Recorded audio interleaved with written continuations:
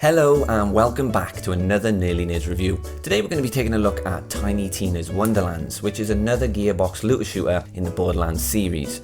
It's based on Tiny Tina's Assault on Dragon Keep, which was a DLC for Borderlands 2, and follows a similar premise. The titular Tiny Tina playing a game of Dungeons and Dragons, which is aptly named Bunkers and Badasses in the Borderlands series. You take on the role of the hero in Tiny Tina's homebrew world of Wonderlands in a bid to stop the evil Dragon Lord. In mechanical essence, it's a fantasy twist on the Borderlands games. But before I begin, you know the drill. Whack that like button, subscribe to the channel, and do all the other jazz that gives us some well-needed gratification. Now, I wanted to start by listing all the things I like about the game, then spiraling down into the stuff I'm not too keen on. But you know what? I think everything I don't like about this game can be boiled down to one single problem, really. It's just Borderlands. And for some of you, that sentence wouldn't make any sense. I love Borderlands, you scream, blasphemer! To which I say, chill out man, let me finish. I love Borderlands too, but when you consider the amount of new mechanics that have been injected into this game, you'd think this would feel refreshing and exciting. And to an extent, it does. Except if you kept all of the new stuff but put the sci-fi post-apocalyptic skin back on, this feels just like Borderlands 3 again. The movement, the combat, the enemy AI, it all feels too familiar. Which, if this was Borderlands 4, I'd be somewhat forgiven for. It's kind of par for the course. But it isn't. This was a chance to really break the mold and bake something really different with a little sprinkle of Borderlands icing sugar on top. But instead, we got Borderlands sponge with a somewhat thick Dungeons and Dragons buttercream. I know this sounds super negative from the get-go, so let me continue on by saying there is a lot I like about this game. So much so that I think it contains elements that I can imagine might change the Borderlands template for future games. First of all the classes, backgrounds and character customization were absolutely spot on. The typical Vault Hunter selection has been replaced with true character creation. You can choose classes that have unique abilities, buffs and companions, such as the Stabomancer or the Berserker. Berserker? I think that's how you say it. You choose your background and you buy points for the starting skills. It's all very D&D, and I love it. In Borderlands pre-sequel, I remember feeling a little bit bummed out at the beginning because all the Vault Hunters were, in comparison to the last games, a bit shit. Later on in the game, you can actually multi-class, and this adds some nice variety to the endgame. Whereas most of you know, Borderlands can begin to get a little boring.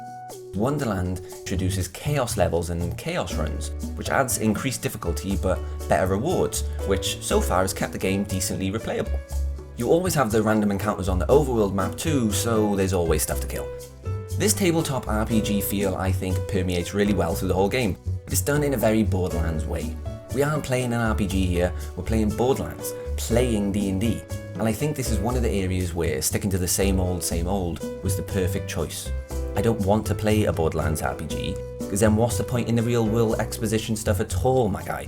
I love the characters talking at the table about what they want their own characters to do, or breaking the fourth wall, or, well, in this case, the fifth wall, because it's a great way of making the absurdity of the game make sense. It's just make-believe. Design-wise, I don't think anyone can deny this game is gorgeous. We've still got the Borderlands cell shading we know and love, but it's got this new fantasy styling and it fits really well with the wacky stylings of the whole series. Basically, everything looks like some kind of stupid Lord of the Rings and I am fully on board. This design style can't be better seen than in the overworld map. The overworld map literally has your character's miniature running about on a tabletop diorama made by Tiny Tina for a Bunkers and Badasses game. It's complete with cheese puffs and bottle caps laid all over the thing.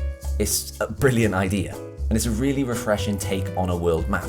I'll be honest, sometimes it does kind of get annoying that you can't just fast travel everywhere, but there's a lot to do. So it's sometimes easy to forget there is a map at all, and you can kind of just imagine that it's its own separate area.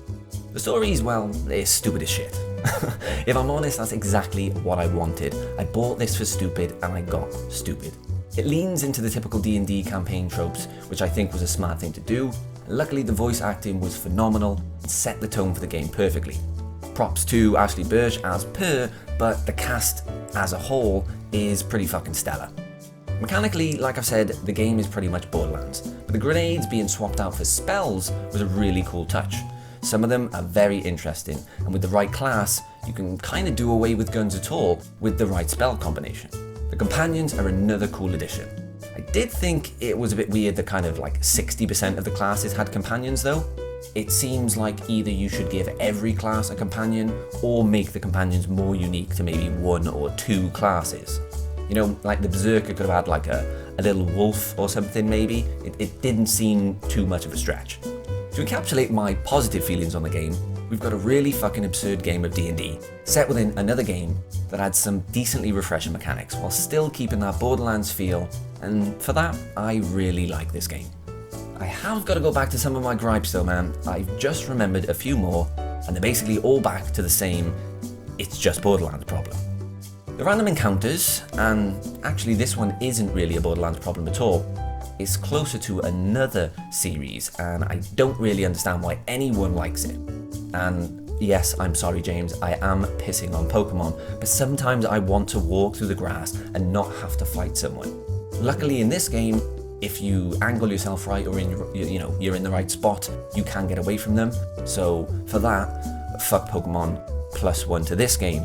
But sometimes I'm like, this is just boring. I'm fighting the same people in the same place again. I wish I could just go where I wanted to go.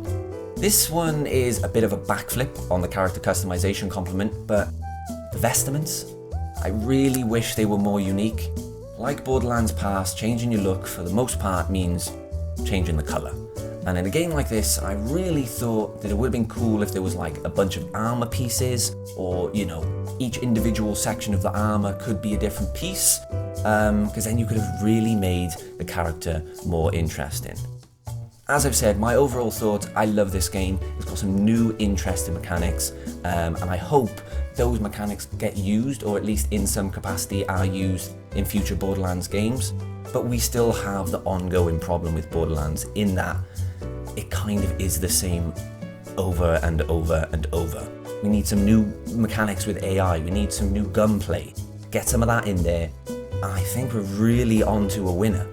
That being said, I think this game is a winner, and I think it was a refreshing take when you consider Borderlands 3 and the pre-sequel were, in my opinion, kind of lackluster. Whereas this, big fan.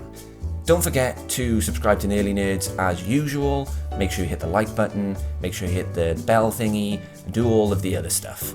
But for now, enjoy the rest of your week, or, the rest of the day, if you make it.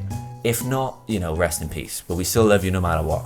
Take care. If you enjoyed that video, why not subscribe?